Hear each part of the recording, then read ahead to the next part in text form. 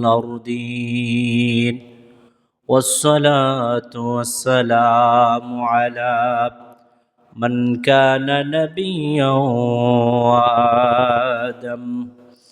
وآدم بين الماء والتين أجمل الأجملين أكمل الأكملين وعلى آله وأصحابه وأهل بيته وعلماء أهل السنة والناس أجمعين সকলে আমার সাথে পড়েন আউযু বিল্লাহি মিনাশ শাইতানির রাজীম বিসমিল্লাহির রাহমানির রহিম قل هل يستوي الذين يعلمون والذين لا يعلمون إنما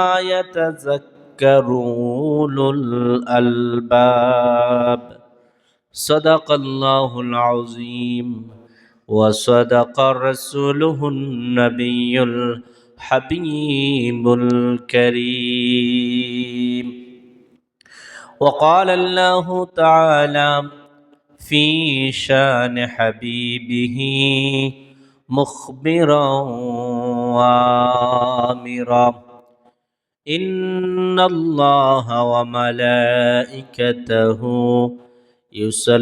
يصلون على النبي يا أيها الذين آمنوا صلوا عليه وسلموا تسليما يا اللهم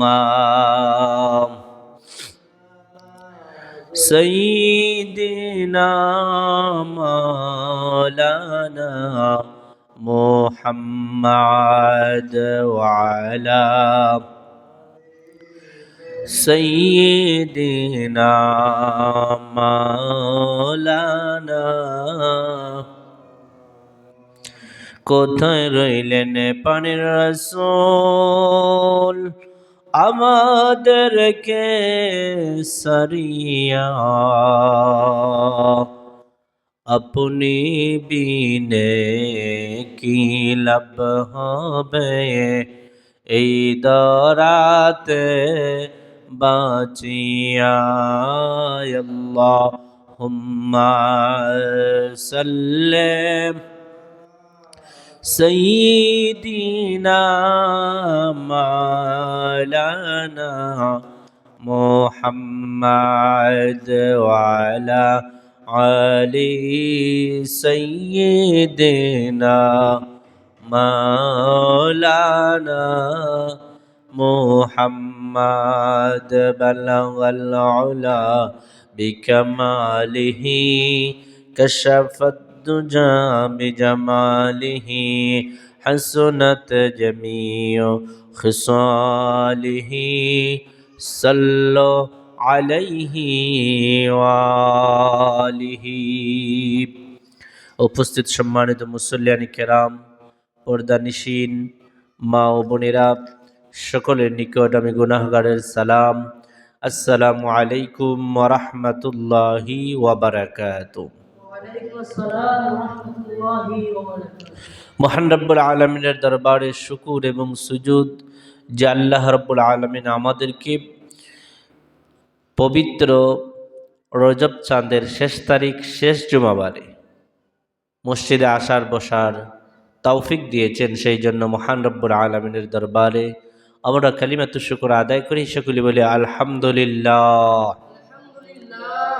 দরুদ এবং সালাম হুজুর পূর্ণ রাউফুর রহিম সাল্লাল্লাহু আলাইহি ওয়াসাল্লামের দরবারে আল্লাহ তাআলা যেন আমাদের এই মজলিসের পক্ষ থেকে অসংখ্য অগণিত দুরুদ এবং সালাম সোনার মদিনায় পৌঁছিয়ে দেন। সকলের আল্লাহুম্মা আমিন। প্যারা হাজিরিন, আমার আজকের আলোচনার বিষয় হচ্ছে জ্ঞানের ফজিলত বা মর্যাদা। জ্ঞান জ্ঞান দুই প্রকার। জ্ঞানরা আরবিতে বলা হয় ইলমুন, ইংরেজিতে বলে নলেজ, বাংলাতে জ্ঞান। জ্ঞান হইল দুই প্রকার, একটা হইল ইলমুদ দুনিয়া আর একটা হইল ইলমুল আখিরাত অথবা ইলমুদ দিনিয়া। ইলমুদ দুনিয়া হলো যেমন ম্যাথ, বাংলা, তারপরে ইংরেজি, ইঞ্জিনিয়ার, ডাক্তারি, এই ধরনের যতগুলো আছে দুনিয়ার কাজে যেগুলো লাগে, এই এলেমগুলাকে বলা হয় ইলমুদ দুনিয়া। আর ইলমুদ দিনিয়া হলো ধর্মীয় জ্ঞান। ইলমুদ দিনিয়া হলো ধর্মীয় জ্ঞান। ইলমুদ দিনিয়াই হলো আমার আজকে আলোচনার বিষয়। ইলমুদ দিনিয়ার মধ্যে অনেক শাখা প্রশাখা রয়েছে। ইলমুদ দিনিয়ার শাখা হলো ইলমে ফিকহ, ইলমে হাদিস, ইলমে তাফসির, ইলমে নাসিখ ওয়াল মানসুখ, ইলমুল মান্তিক, ইলমুল সারাফ, ইলমুল লুগাত, ইলমুল আখিরাত, ইলমুল ইশতিকাক, ইলমুল মানি, ইলমুল বাদি, অনেক জ্ঞান রয়েছে। তো ইলমুল আখিরাত বা ইলমুদ দিনিয়া ধর্মীয় জ্ঞান, এর ফজিলত, আর এই যে জ্ঞান যে অর্জন করবে জ্ঞানের একটা ফজিলত আছে। জ্ঞানকে আরবিতে বলা হয় ইলমুন। আল ইলমু নূরুন, আল ইলমু নূরুন, জ্ঞান হলো আলো। আলো মানুষের অন্ধকার দেখায় না আলো দেখায় বলেন তো? আলো মানুষদেরকে পথ দেখায়, আলো দেখায়, অন্ধকার দূরীভূত করে দেয়। তো জ্ঞান যিনি অর্জন করেন, দুনিয়ার জ্ঞান ও আখেরাতের জ্ঞান, ইলমুদ্দিনিয়া ইলমুদ্দুনিয়া, অবশ্যই সেই লোকটা কিছু না কিছু আলোকিত হয় জ্ঞানের মাধ্যমে। ইলমুদ্দিনিয়া যদি আলো অর্জন করে তাহলে দুনিয়াতেও লাভবান হয়, আখেরাতেও লাভবান হয়। তো বলছিলাম কুতবুল আলাইহির রহমান বলেন ইন্নাল ইলমা হুয়া নূরুন, ইলম হলো নূর, আলো, ফি কালবিল মুমিন, মুমিনের কলবের মধ্যে। এই নূরটা কোথায় থাকে? মুমিনের কলবের মধ্যে। কলবের নূরের নাম যা মুক্তাবাসুম মিন মাসাবিহি মিশকাতিন নবুওয়াত, যা নবুয়তের মশাল বাণী, মিন আকওয়ালিল মুহাম্মাদিয়্যাতি ওয়াল আফআলিল আহমাদিয়্যাতি ওয়াল আহওয়ালিল মাহমুদিয়্যাতি ইয়াহদি বিহি ইলাল্লাহি ওয়া সিফাতিহি ওয়া আফআলিহি ওয়া আহকামিহি। যেই মুমিনের কলবের নূর মানুষকে নবুয়তের মশাল বাণী কর্ম অবস্থাসমূহতে লাভ করে, যার মাধ্যমে আল্লাহর গুণাবলী, তার কর্ম, তার বিধানাবলী জানা যায়, এটাই হলো ইলমুদ্দিনিয়া, ধর্মীয় জ্ঞান। যেই জ্ঞান দ্বারা আল্লাহর জাত, আল্লাহর সিফত, আল্লাহর কর্মকাণ্ড, আল্লাহর বিধিবিধান আহকাম জানা যায়, সেই জ্ঞানটা হলো ইলমুদ্দিনিয়ার। এই জ্ঞানের প্রথমত আলোটা থাকে কলবের মধ্যে, অন্তরের মধ্যে এই নূরটা থাকে। এই জন্য আল্লাহ রাব্বুল আলামিন যারা জ্ঞান অর্জন করে তাদের ব্যাপারে বলেছেন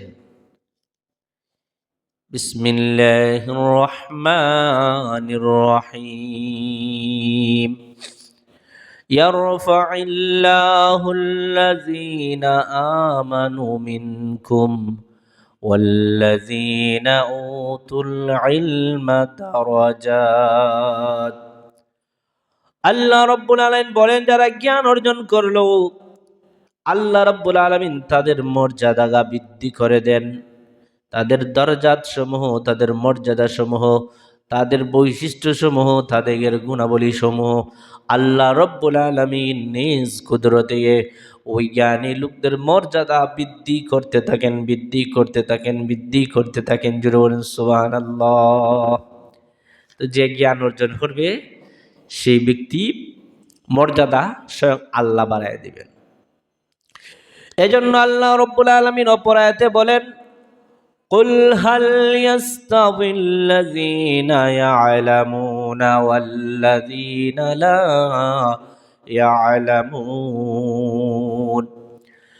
আল্লাহ রাব্বুল আলামিন ডাক দেয়া বলেন হাবিব আপনি বলে দেন যারা জানে এবং যারা জানে না তারা কখনো সমান নয়, তারা কখনো সমান নয়। অর্থাৎ যারা জানে, তারা যারা জানে না তাদের চাইতে উন্নত, তাদের চাইতে মর্যাদায় ইজ্জতে দামি। আল্লাহ পরায়াতে বলেন, আপনি কি মনে করেন যারা দেখে এবং যারা দেখে না তারা সমান? চক্ষুষ্মান এবং চক্ষুহীন কখনো সমান হয় না, রাত এবং দিনে কখনো সমান হয় না। ঠিক যারা জানে এবং যারা জানে না তারা সমান হয় না। তাহলে জানলেওয়ালার দাম বেশি, জানলেওয়ালার দাম বেশি আসেনি? বেশি। দেখবেন একজন জানলেওয়ালা, একজন ইঞ্জিনিয়ার জানলেওয়ালা আছে, ওই ইঞ্জিনিয়ার দ্বারা যদি আপনি আপনার ঘরের ড্রয়িং করান, ওই ঘরের ড্রয়িং করাইতে গেলে ওই ঘরের ড্রয়িংটা যে দিবে যে ইঞ্জিনিয়ার, ওই ইঞ্জিনিয়ারে অনেক টাকা দেওয়া লাগে, কারণ সে ওই কাজটা জানে। আপনি আমি জানি না। ওই ঘরের ইঞ্জিনিয়ার যেভাবে ড্রয়িং করে দিতে পারবে, সুন্দর করে দিতে পারবে, এই সুন্দরভাবে নকশাটা আপনি আমি দিতে পারবো না। যেহেতু ওই ইঞ্জিনিয়ার ভালো করে জানে, জানে বিদায় তার এই দিকে একটু মর্যাদা বেশি, তার দাম বেশি। আপনি আমি জানি না, এই দৃষ্টিকোণ থেকে এই দিকে আপনি আমার মর্যাদা কম। তার কাছ থেকে একটা আপনি ড্রয়িং আনতে গেলে লাখ লাখ টাকা দিতে হবে। ঠিক তেমনিভাবে যারা জানে এবং যারা জানে না তারা কখনো সমান হয় না। কারণ হলো গো, জানলেওয়ালার মর্যাদা, জানলেওয়ালার ইজ্জত, জানলেওয়ালার ফজিলত, জানলেওয়ালার দাম স্বয়ং আল্লাহ রাব্বুল আলামিনের কাছেই বেশি। জানলেওয়ালার দাম আল্লাহর কাছেই বেশি, জ্ঞানী লোকের দাম আল্লাহর কাছেই বেশি। আল্লাহ রাব্বুল আলামিন তাকে মর্যাদা দেন। আর এই জ্ঞান আমাদেরকে অর্জন করতে হয়। এই জ্ঞান ইলমরা আবার দুই ভাগে বিভক্ত হয়, ইলমুল কাসাবি, ইলমুল আতাই। একটা হলো অর্জনকৃত জ্ঞান, আর একটা হলো আতাই অথবা মিল্লাদুন্না ইলমা, যেটাকে খিজর আল ইসলামকে আল্লাহ দান করেছিলেন। হযরত খিজর আল ইসলামকে ইলমে লাদুনি যাকে বলা হয়, আল্লাহ সরাসরি যার অন্তরের মধ্যে এলেম দান করেন। কেউ অর্জন করে, এটাকে বলা হয় ইলমে কাসাবি। আবার আরেকটা সরাসরি আল্লাহর পক্ষ থেকে এলেম আসে, এটাকে বলা হয় ইলমে লাদুনি। আমরা যারা ইলমে কাসাবি অর্জন করি অথবা ইলমে লাদুনি অর্জন করি না কেন, আমাদের মর্যাদা, আপনি আমার মর্যাদা স্বয়ং আল্লাহ রাব্বুল আলামিন বৃদ্ধি করে দেন। এজন্য নবীজি হাদিস শরীফের মধ্যে বলেন, মাইয়ুরিদুল্লাহু বিহি খাইরান, মাইয়ুরিদুল্লাহু বিহি খাইরান ইউফাক্কিহু ফিদ্দীন। আল্লাহ রাব্বুল আলামিন যার কল্যাণ চান তাকে দ্বীনের ফকি বানান, দ্বীনের বুঝ আল্লাহ তাকে দান করেন। আল্লাহ যার কল্যাণ চান, আল্লাহ যার মঙ্গল কামনা করেন, তিনি তাকে ধর্মীয় জ্ঞান দান করেন, দ্বীনের বুঝ দান করেন, ফকিহ বানান, তাকে তাফাক্কুহ বুঝ শক্তি, অনুধাবন শক্তি আল্লাহ রাব্বুল আলামিন দান করেন। এরপরে নবীজি বলেন, ওয়াইন্নামা আনা কাসিমু আল্লাহু ইউতি। আল্লাহ রাব্বুল আলামিন এলেম আল্লাহ দেন, আর আমি নবীজি এলেম বন্টন করি। তাহলে নবীজি এলেম কি করেন? বন্টন করেন। আল্লাহ রাব্বুল আলামিন নবীজিকে দান করেন, নবীজি এলেম বন্টন করেন। তাহলে এলেম অর্জন করতে হলে নবীর কাছ থেকে এলেম আনতে হবে। এজন্য নবীজি হাদিস শরীফের মধ্যে বলেছেন, আনা মাদিনাতুল ইলমি ওয়া আলিয়্যুম বাবুহা। ও দুনিয়ার মানুষ শুনে রাখো, শুনে রাখো, আনা মাদিনাতুল ইলমি, আমি হলাম এলেমের শহর, ও আলিয়্যুম বাবুহা, আর আমার খলিফাতুল মুসলিমিন আলী হলো আমার সেই জ্ঞানের শহরের দরজা। নবীর জ্ঞানের শহর থেকে যত জ্ঞান বাহির হবে সব আলীর দরজায় দিয়া বাহির হতে হবে। নবীজি হাদিস শরীফের মধ্যে বলেন, যাকে আল্লাহ রব্বুল আলামিন দ্বীনের বুঝ দান করেন, ধর্মীয় জ্ঞান দান করেন, তাকে আল্লাহ রব্বুল আলামিন ধর্মীয় জ্ঞান দান করেন, দ্বীনের ফকিহ বানান, মুফাক্কিহ বানান, তাফাক্কুহ দান করেন। যার মঙ্গল আল্লাহ চান, যার ভালো চান। আর আমি নবী হলাম বন্টনকারী, আমার আল্লাহ হলেন আমাকে দানকারী। আল্লাহ আমার নবীকে দান করেন আর নবীজি বাচ্চা বেটিয়া দেন। জোরে বলেন সুবহানাল্লাহ। নবী এলিম দিতে পারেননি? ঘটনা একটা বলবো। হযরত আবু হুরায়রা নামে একজন সাহাবী আছে, যত হাদিস পড়বেন ওনার নাম অধিকাংশ বেশি। ওনার জীবনে নবীর দরবারে থাকতেন, আর উনি একটা স্বভাব আছে, উনি বিলাইরে একটু পছন্দ করতেন। বিড়াল আছে না, বিড়াল একটু পছন্দ করতেন। এই বিড়াল একটা তার সাথে সাথে থাকতো, ছোট বাচ্চা। তো একদিন নবীর দরবারেই বৈশা রইছেন, হঠাৎ ওনার চাদরের তল থেকে বিড়ালের বাচ্চা একটা বাইর হয়ে গেছে, নবীজি দেখে ফেলছেন। ওনার নাম হলো আব্দুর রহমান। মূল নাম কিতা? আব্দুর রহমান। আসল নাম আব্দুর রহমান।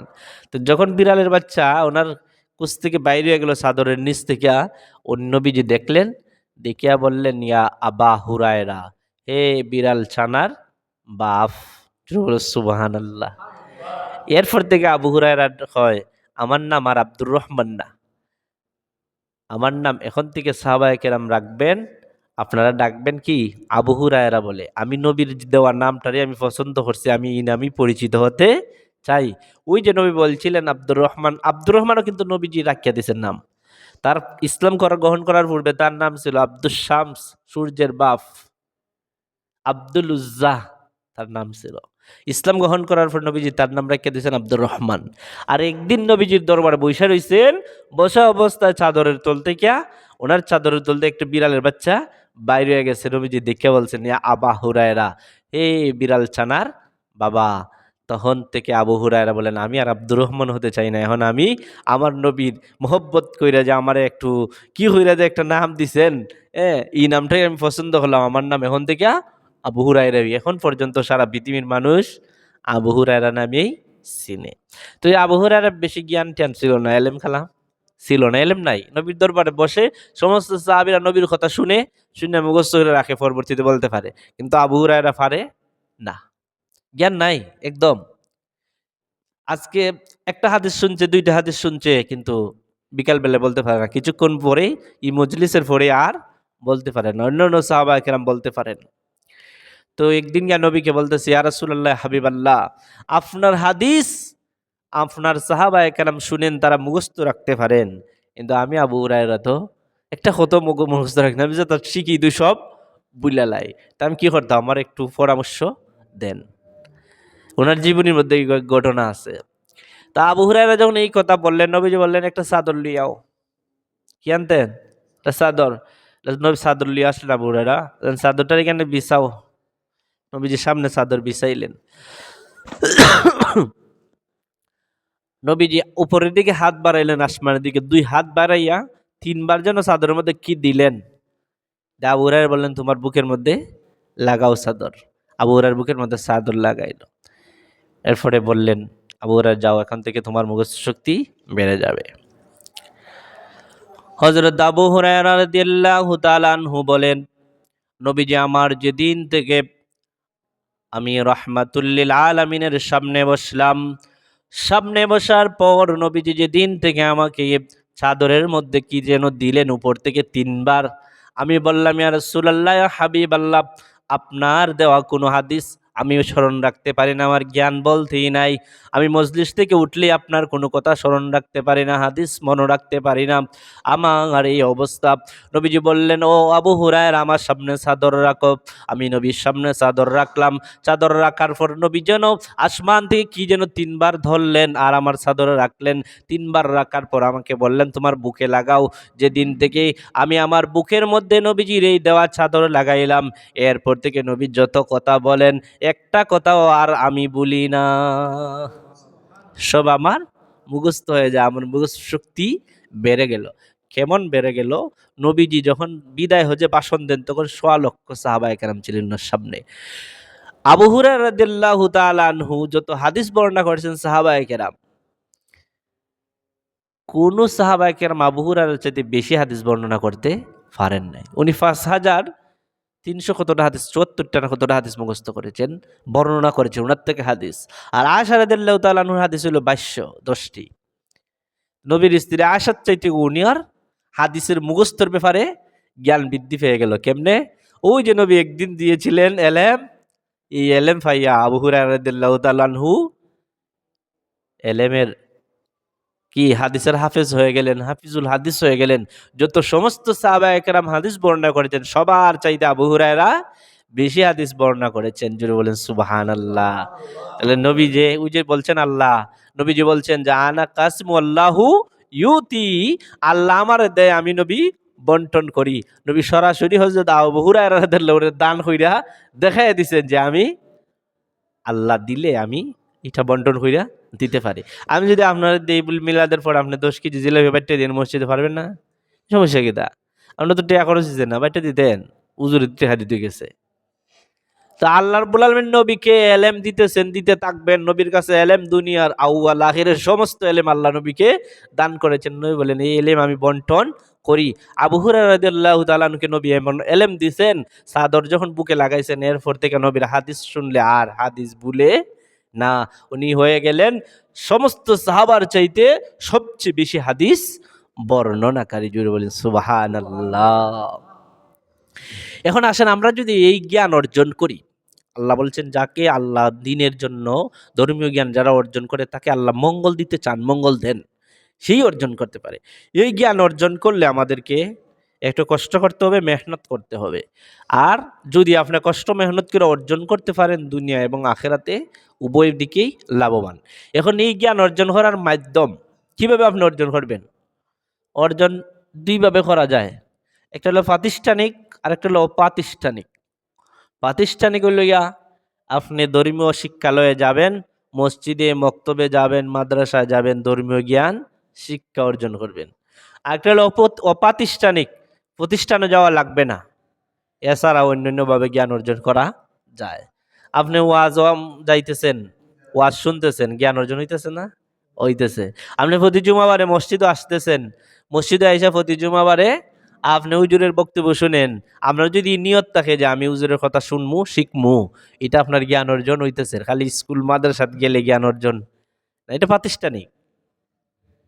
এই জন্য নবীজি বলেছেন তাতলুবুল ইলমি মিনাল মাহদি ইলাল লাহদ। আজকের খুতবা তো এই হাদিসটা অন্যভাবে এসেছে যে তোমার জন্ম থেকে মৃত্যু পর্যন্ত জ্ঞান অর্জন করো। জন্ম থেকে মৃত্যু পর্যন্ত জ্ঞান অর্জন করো। তাহলে জ্ঞান অর্জন করা যায় মৃত্যুর আগ পর্যন্ত। যারা জন্ম থেকে মৃত্যুর পর্যন্ত জ্ঞান অর্জনই থাকবে, আজকের খুতবার মধ্যে হাদিস আছে যে সে জ্ঞান অর্জনের মধ্যেই থাকলো। জ্ঞান অর্জন বলতে তখন সবসময় বইলই ফিরে থাকলো এটা না। তার নিয়ত সহি থাকে, আমি যেখানেও যাইমু, ওয়াজও যাইমু, মসজিদও যাইমু, আমি কোনো বক্তব্য বক্তার ওয়াজ শুনবো, সেখান থেকে আমি একটা জিনিস, একটা হাদিস, একটা আমল আমি গ্রহণ করবো। এইভাবে যদি কোনো এক ব্যক্তি তার জীবন খাড়াই দিতে পারে, নবীজি হাদিস শরীফের মধ্যে বলেন তার এবং নবীদের মর্যাদার দরজা মাত্র একটা বাকি থাকে, নাইলে সে নবীদের সমস্ত দরজা সে লাভ করতে পারে। নবীদের যে মর্যাদা আল্লাহ দান করেছেন সেগুলোও সে লাভ করতে পারে, কিন্তু নবুয়তের দরজাটা সে পায় না। জোরে বলেন সুবহানাল্লাহ। তাহলে জ্ঞান অর্জনে লেগে থাকতে হবে কখন পর্যন্ত? জন্ম থেকে মৃত্যু পর্যন্ত। এজন্য নবীজি বললেন তাতলুবুল ইলমা মিনাল মাহদি ইলাল লাহদ। জ্ঞান অর্জন করো জন্ম থেকে, দুলনা থেকে কবর পর্যন্ত, মানে জন্ম থেকে মৃত্যু পর্যন্ত জ্ঞান অর্জন করাই যায়। জ্ঞান অর্জন করা এটা প্রাতিষ্ঠানিক হইতে পারে, অপ্রাতিষ্ঠানিক হইতে পারে। প্রাতিষ্ঠানিক এক সময় ছিল না, বর্তমানে এমন যুগ আসছে যে প্রাতিষ্ঠানিকভাবেও আপনি শিক্ষা গ্রহণ করতে পারবেন। আপনার যদি মন চায় এখন যে বলে আমি স্কুলে পড়তাম, কলেজে পড়তাম, ব্যবস্থা আছে। এটা আবার কোন জাতের? কত স্কুল মাদ্রাসা দেখলাম, প্রাইমারি স্কুল, হাই স্কুল, মাদ্রাসা না, এটা আছে। একটা বিশ্ববিদ্যালয় এখন বাইরে, উন্মুক্ত বিশ্ববিদ্যালয়। এটার মধ্যে একদম যারা লেখাপড়া খারাপ কইরা বাদ দিলাইছে, 30, 40, 50, 60 বছরের লোক যদি হয় আমি পড়তাম, মন চাইতেছে এখন আমি জ্ঞান অর্জন করতাম, সে ভর্তি হইতে পারবে, তাকে ভর্তি করতে বাধ্য। কে অর্জন করতে পারবেন আপনি জ্ঞান? এটার কাহিনী হইল এই উন্মুক্ত বিশ্ববিদ্যালয় পৃথিবীতে এসেছে সৌদি আরবের মধ্যে একটা কনফারেন্স হয়েছিল, শিক্ষা কনফারেন্স, যে সারা পৃথিবীর মানুষদেরকে কিভাবে জ্ঞানের আলো ছড়িয়ে দেওয়া যায়। তো জ্ঞানের আলো ছড়িয়ে দিতে গেলে মানুষের উপযুক্ত সময় শিশুকালই। এর পরবর্তীতে বৃদ্ধকালে এত জ্ঞান মানুষ অর্জন করতে পারে না, কষ্ট হয় বেশি, খুব কমই অর্জন করতে পারে। তো একজনে প্রস্তাব করলো যে আমরা সব প্রতিষ্ঠানিক মানুষের শিক্ষা অর্জনের জন্য আছে, কিন্তু মানুষের যখন একটা বয়স শেষ হয়ে যায়, তাহলে বয়স শেষ হওয়ার পর ওই লোক আর শিক্ষা অর্জন করতে পারে না, তার জন্য কোনো প্রতিষ্ঠান নাই। আজ থেকে মনে হয় 15 অথবা 20 বছর আগে, 15 বছরই আগে হবে, একটা বয়স্ক শিক্ষা ছিল, বাইরে বাইরে গ্রামে গ্রামে হইতো, ল্যান্টন চালায় যাইতে দেখতাম আমাদের মুরব্বীরা। এই সময় আমরা ও টুত তিরিতে পড়ি, আমরা বাড়িতে একটা ছিল বয়স্ক শিক্ষা, সন্ধ্যার পর ল্যান্টন দিত, কিছু বই টই দিত, কিছু মানুষে শিখতো। তো উনি প্রস্তাব করলেন যে একটা শিক্ষা প্রতিষ্ঠান করা যায়, যেটার মধ্যে শিখে তো এমনি সমস্ত ছাত্ররাই কেউ জোরে পড়ে যায় আর কেউ শিক্ষা অর্জন করে জ্ঞানী হয়, কিন্তু বৃদ্ধ মানুষদের জন্য শিক্ষার প্রয়োজন। তারা যদি মন চায় কোনো আরো শিখতে, এরা তো আর বাচ্চাদের মতন গিয়ে স্কুলে মাদ্রাসায় গিয়ে শিখবে না, শর্মই যাবে না, আর যাওয়ার সময়ও নাই, ভাবেও না।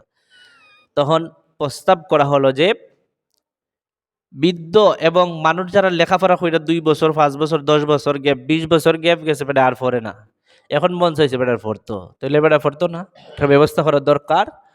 তাহলে কি করা যায়? উন্মুক্ত বিশ্ববিদ্যালয়গুলো, উন্মুক্ত বিশ্ববিদ্যালয়, উন্মুক্ত মানে গুলা, সবার জন্য গুলা। এটা ধারাবাহিক নিয়মতান্ত্রিক ছাত্র যেমন পড়তে পারে, অনিয়মতান্ত্রিক ছাত্র, অনিয়মিত ছাত্র পড়তে পারে। তা আপনি 40 বছর বয়সে গিয়ে ভর্তি হতে পারবেন ভার্সিটিতে, উন্মুক্ত বিশ্ববিদ্যালয়ে গিয়ে ভর্তি হইয়া আপনি পড়তে পারবেন, গ্রাজুয়েট হতে পারবেন, আপনি অনার্স মাস্টার্স করতে পারবেন, পিএইচডি করতে পারবেন, কোনো সমস্যা নাই। তখন ওই লোককে জিজ্ঞেস করা হলো, তুমি এই এই প্রস্তাবটা দিলা, এটার সূত্রপাতটা কোনানো পাইলাই, এটা তোমার মনে কিভাবে আসলো? তখন উনি বললেন, এটার সূত্রপাত মদিনার একজন আরবের লোকেই দিয়েছে। বলে কিভাবে? এটা এই শিক্ষা কনফারেন্সটা আরব দেশে হয়েছিল। বলে মদিনার একজন আরবি লোক আজ থেকে 1450 বছর আগে ওনার এক হাদিসে বলেছেন, তাতলুবুল ইলমা মিনাল মাহদে ইলাল্লাহ, দুলনা থেকে মৃত্যু পর্যন্ত জ্ঞান অর্জন করো। তাহলে একজন মানুষের 40 বছর 50 বছর বয়সে মন চাইছে তার জ্ঞান অর্জন করা, তাহলে তার জন্য প্রতিষ্ঠান অবশ্যই দরকার। সেই মদিনার নবী আজ থেকে 1450 বছর আগে বলছেন, তুমি জন্ম থেকে মৃত্যু পর্যন্ত জ্ঞান অর্জন করো, করতেই থাকো। তাহলে ওই সমস্ত লোকদের জন্য জ্ঞান অর্জনের একটা ব্যবস্থা করে দেওয়ার দরকার। তার সিদ্ধান্ত অনুযায়ী, প্রস্তাব অনুযায়ী তৎকালীন সৌদি আরব সরকার উন্মুক্ত বিশ্ববিদ্যালয় করলো। এখন আমাদের বাংলাদেশের মধ্যেও উন্মুক্ত বিশ্ববিদ্যালয় আছে, আমাদের হবিগঞ্জেও একখানা আছে, আপনি ইচ্ছা করলে পড়তে পারবেন, সমস্যা নাই। তো বলছিলাম প্রাতিষ্ঠানিক শিক্ষা আর অপ্রাতিষ্ঠানিক শিক্ষা, আপনি কি জ্ঞান শুধু প্রতিষ্ঠান থেকে শিখবেন না, অপ্রাতিষ্ঠানিকভাবে আপনি শিখতে পারবেন। প্রাতিষ্ঠানিকভাবে আপনি শিখলে, শিক্ষার বিভিন্ন ধর্মীয় জ্ঞান যদি শিখেন, আপনি একটা চিন্তা করেন যে আপনি 20 বছর ধরে জুমার নামাজ পড়েন, 20 বছর ধরে আপনি জুমার নামাজ পড়েন, বছরে কমপক্ষে 52টা জুম্মা হয়, বছরে যদি ধরেন 50টা জুম্মা হয়, তাহলে 20 বছরে কতটা জুম্মা হইল? 1000 জুম্মা। তো আপনি 1000 জুম্মার নামাজ দিয়ে পড়ছেন, একটা একটা মাসলা শিখলে তো আপনি 1000 মাসালার জ্ঞানী। 1000 মাসালা বলতে কি বুঝেননি, ও হলো আলিমই জানেন 1000 মাসলা, বহুত জ্ঞান। কিন্তু আপনি আমি তো এই উদ্দেশ্য নিয়ে আই না। এই উদ্দেশ্য নিয়ে যদি মসজিদে আজান পড়ার সাথে সাথে আমি আসতাম, আমার উদ্দেশ্যই থাকতো কমপক্ষে একটা মাসলা শিখবো এক জুম্মার থেকে, একটা কথা শিখবো আমি। আমার জীবনে 20 বছর ধরে আমি জুম্মা নামাজ পড়তে 20টা মাসলা আমি জানি না, এটা তো হতেই পারে না। আমি 20টা কথা শিখবো, এটা আমার জীবনে আমি প্র্যাকটিক্যাল বাস্তবায়ন করবো, তাহলে আমি অনেক কিছু হয়ে যেতাম। 20 বছর জুম্মা নামাজ পড়লে 1000 মাসালা, 1000 মাসালা 1000 কথা শিখলে আপনি জ্ঞান অর্জনের মধ্যে রইলেন। আর জ্ঞান অর্জনের মধ্যে দিয়ে আপনি প্রতি জুম্মায় আপনার এই নিয়ত যদি থাকে আমি প্রতি জুম্মা বাইরে যাইমু, একটা মাসালা শিখাইমু, একটা ওয়াজ শিখাইমু, একটা কথা শিখমু, এই যে আপনার উদ্দেশ্যটা যে আমি একটা শিক্ষার জন্য যাইতেছি প্রতি জুম্মাবারে, নবীজি হাদিস শরীফের মধ্যে বলেন, মান সালাকা তরিকান ইয়ালতামিসু ফিহি ইলমান সাহালাল্লাহু লাহু বিহি তরিকান ইলাল জান্নাহ। যে ব্যক্তি জ্ঞান অর্জনের জন্য কোনো রাস্তা চলল, এটা খালি স্বাস্থ্য মডেল মাসাজ যাওয়া না, মাসাজ গিয়া জ্ঞান অর্জন করতে হবে এটা না। এই জ্ঞান অর্জনের জন্য আপনি কোনো একক ব্যক্তির কাছ থেকেও শিখতে পারেন, কয়েকজনের কাছ থেকেও শিখতে পারেন, প্রতিষ্ঠানে গিয়েও শিখতে পারেন, মসজিদে প্রতি জুমাবারে এসেও শিখতে পারেন, 5 ওয়াক্ত নামাজের পরেও শিখতে পারেন, আপনার ওয়াজ মাহফিলে গিয়েও আপনি শিখতে পারেন। এই নিয়তে যদি আপনি যান, আল্লাহ রাসূল বলেন ইলাল জান্নাত সালাকাল্লাহু বিহি তরিকান ইলাল জান্নাত, আল্লাহ তার জন্য জান্নাতের রাস্তাটারে সহজ করে দেন। জুড়ে বলেন সুবহানাল্লাহ। তা আপনি তো জ্ঞান অর্জনের মধ্যে রইলেন, জ্ঞান অর্জনের মধ্যে রইলেন মানে আপনি ছাত্র। ছাত্র হইলে লাভ কি? নবীজি বলেন, মান খারাজা ফিহি তলাবান, যে ব্যক্তি জ্ঞান অর্জনের জন্য ঘর থেকে বের হলো, ওয়াহুয়া ফি সাবিলিল্লাহি হাত্তা ইয়ারজিউ, সে আবার বাড়িতে ফিরে আসার আগ পর্যন্ত সে আল্লাহর রাস্তায় ছিল। এই অবস্থায় যদি তার মৃত্যু হয় তাহলে শহীদের মর্যাদা পাবে। তা আপনি আজকে জুমার নামাজে আসছেন, আমি আজকে জুমার নামাজে আসছি, আমার উদ্দেশ্য যদি থাকে আমি একটা মাসালা শিখাইমো, আপনি আসছেন জুমার নামাজে আবার চলে যাবেন, এটা আপনি আল্লাহর রাস্তায় আছেন। এখন যদি আপনার মৃত্যু হয়, আপনি আল্লাহর রাস্তায় মৃত্যুবরণ করলেন। জোরে বলেন সুবহানাল্লাহ। না আমরা কি এই মন মানসিকতা আমাদের? জানাও নাই, জানলেও মানি না, বুঝি না, যাই মনে জুমার নামাজ তো আছে, ওই মুয়াজ্জিন সাহেব এই আজান তো দিছুই নই, হুজুরে তো ওয়াজ প্রতি জুমাই করেন, আমরা তো শুনি, ওই যাই মা কি আজানটা যেবেলা আপনার একামতের সময় কাছাকাছি আইব, মসজিদটা ফইরে 2 রাকাত ফইরা চলে আসবো। এই হলো আমাদের ধ্যান ধারণা। কিন্তু আমরা যদি ধ্যান ধারণাটা একটু পাল্টাইতাম, যে আমি 20 বছর ধরে জুমার নামাজ পড়ি, 5 ওয়াক্ত তো বাদই দিলাম, 20 বছর ধরে জুমার নামাজ পড়ি, আমি 20টা কথা শিখতে পারলাম না মসজিদের ইমাম সাহেবের কাছ থেকে, কমপক্ষে মসজিদের ইমামের কাছ থেকে যদি আমি প্রতি জুম্মায় একটা একটা মাসালা শিখতাম, তাহলে আমার 1000 মাসালা হইতো, 1000 কথা আমার শিখা হইতো। 1000 জ্ঞান, 1000 কথা শিখা, 1000 মাসালা শিখা, এটা কি বাড়িদারের কথা? অনেক কিছু।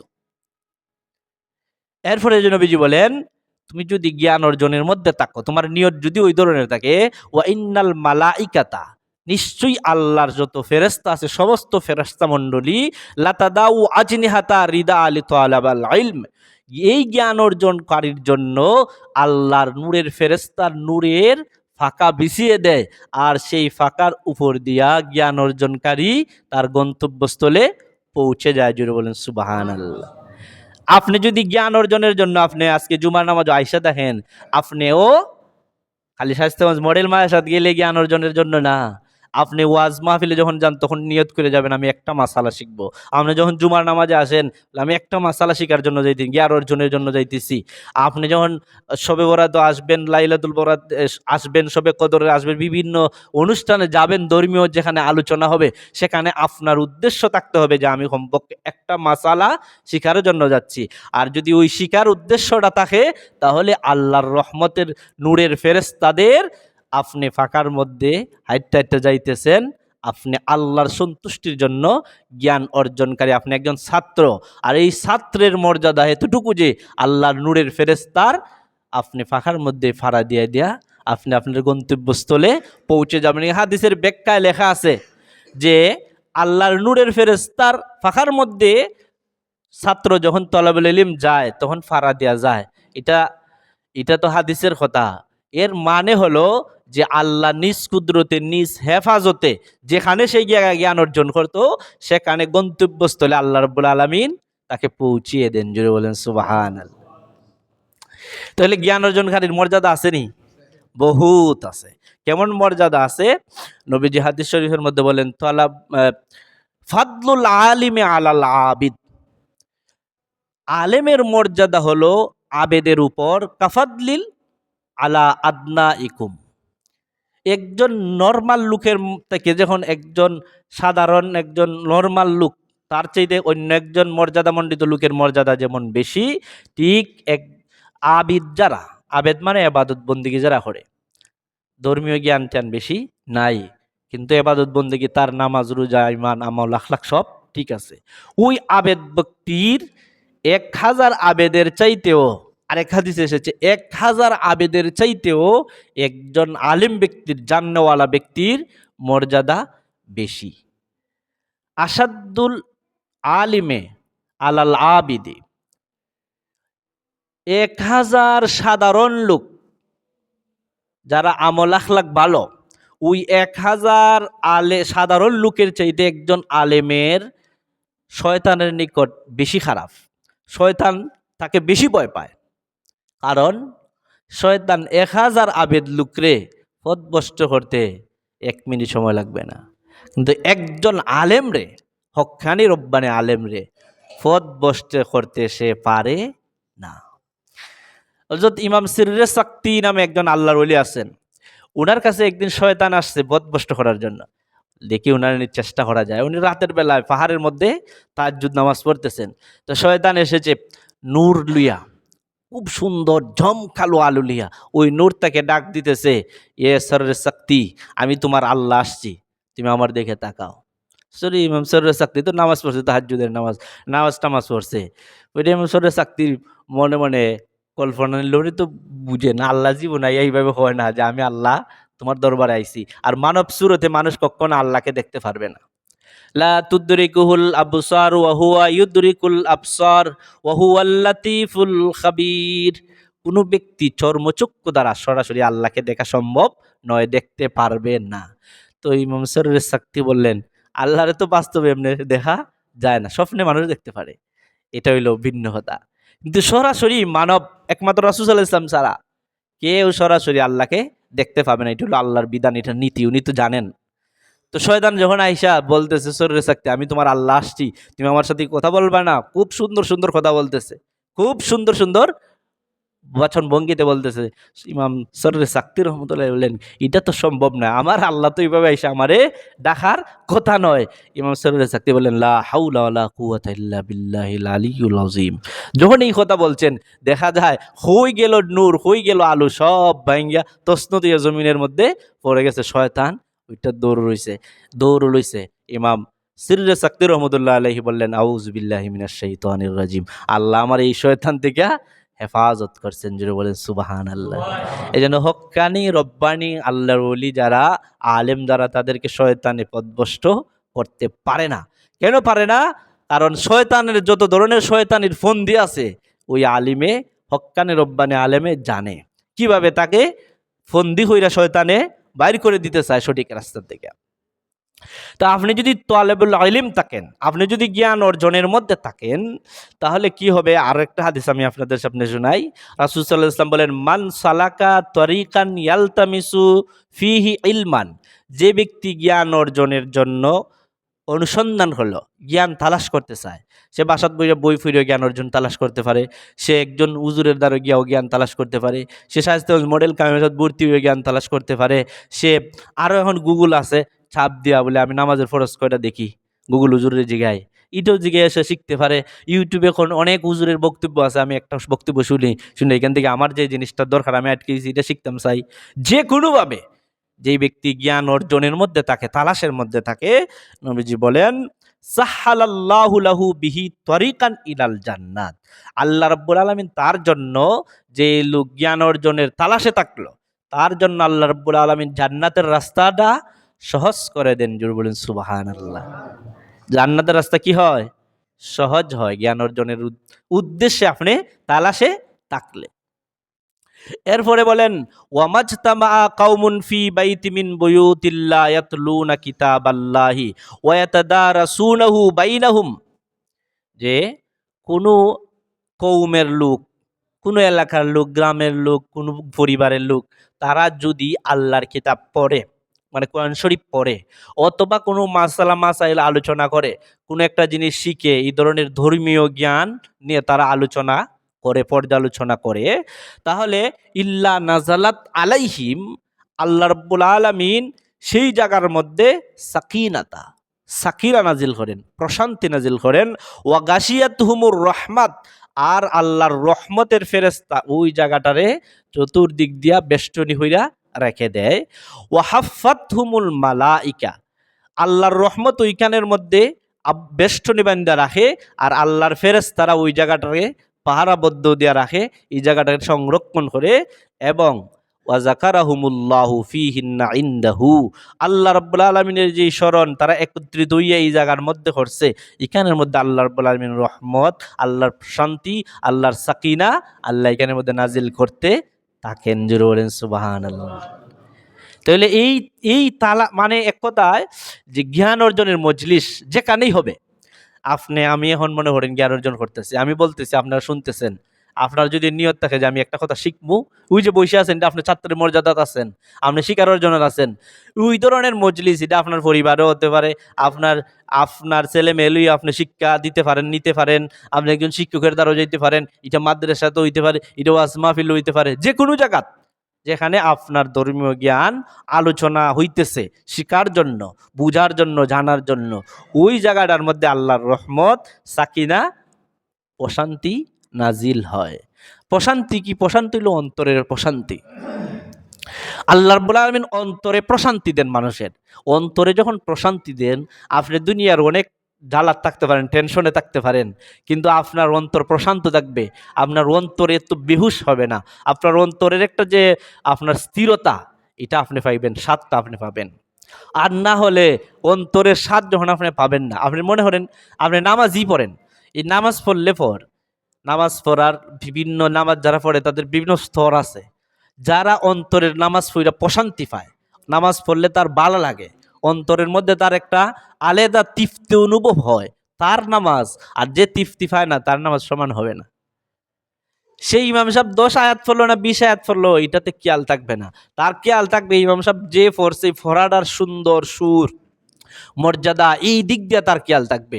কতক্ষণ পড়লো, 1 মিনিট হইলো না নামাজ, 2 মিনিট হইলো, এটা তার খেয়ালে আসবে না, সময় কতটুক চলে গেল। যিনি তৃপ্তি পাবেন নামাজে, আর যিনি তৃপ্তি পাবেন না, উনি বলবেন আজকে তো মাগরিব ওয়াক্ত হুজুরে কেরাত লম্বা টান মারি দিছুন, আজকে তো ফজর ওয়াক্ত হুজুরে যে কেরাত দিছুন আল্লাহর রহমতে। এটা উনি বলতে পারবেন যার নামাজে তৃপ্তি নাই। আর যার নামাজের মধ্যে তৃপ্তি আছে, সে এগুলা বলতে পারবে না, এগুলি সে বলতেই পারবে না কত সময় গেছে। ওই যে মানুষ হাসরের ময়দানে যখন উঠবে, হাসরের ময়দানে যখন উঠবে, তখন ফেরেশতাদেরকে বলবে, আমরা যারা নেককার ছিল তারা বলবে আমাদেরকে কেন ঘুম বানা গেছো? ফেরেশতা বলবে কতকাল ঘুমাইছো, হইতে পারে না, হাজার হাজার বছর চলে গেছে। তারা বলবে এই মাত্র আমরা ঘুমাইলাম। বলবেন না, এই মাত্র ঘুমাও নাই, তোমরা হাজার হাজার বছর পূর্বে ঘুমাইছিলা। আর দয়াময় রহমান এখন অর্ডার করছেন তোমাদেরকে কবর থেকে উঠার জন্য, কবর থেকে উঠে যাও। এটা যে ব্যক্তি নেককার, ইমানদার, মুমিন, সে বলবে। আর যে ব্যক্তি বেঈমান, যে ব্যক্তি কাফের মুশরিক, এই ব্যক্তি তো ব্যক্তি কত ফিডার সুডে তার জীবন গেছে, প্রতিটা মিনিটের মর্যাদা, প্রতিটা মিনিটের কষ্ট সে অনুভব করতেছে। সে তো খালি চাইতেছে কোন দিন কিয়ামত কেলে হয় না। আর যে ব্যক্তি ইমানদার মুমিন, সে তো বলতেই পারে না। এটাই। তে আপনি আমি যদি জ্ঞান অর্জনের রাস্তায় থাকতে পারি, এই জ্ঞান অর্জনের রাস্তা থাকলে আল্লাহ রাব্বুল আলামিন আপনি আমার মর্যাদা বাড়িয়ে দিবেন। কেমন মর্যাদা? আল্লাহ রাব্বুল আলামিন বলেন, কুল হাল ইয়াস্তাউিল্লাযীনা ইয়ালামুনা ওয়াল্লাযীনা লা ইয়ালামুন। যারা জানে এবং যারা জানে না তারা কখনো সমান নয়। জ্ঞানী এবং মূর্খ কখনো সমান নয়। দিন এবং রাতে কখনো সমান নয়। চক্ষুষ্মান এবং চক্ষুহীন, মানে অন্ধ এবং চক্ষুওয়ালা কখনো সমান নয়। চক্ষুহীন আর চক্ষুওয়ালা কি সমান? সমান নয়। আপনি মনে করেন ঢাকার রাস্তা চিনেন, আরেকজনে চিনে না, আপনি আর ওই যে চিনে না এই লোক কি সমান? যে চিনে সে নতুন ব্রিজ চলে যাবে গিয়া না কাউন্টারে গিয়া টিকিট কাটতে, শ্যামলী কাউন্টারে টিকিট কাটতে, অথবা স্টেশন গিয়া একটা ট্রেনের টিকিট লইয়া চলে যাবে এয়ারপোর্ট, চলে যাবে কমলাপুর রেল স্টেশন। আর যে চিনে না হাম্মতি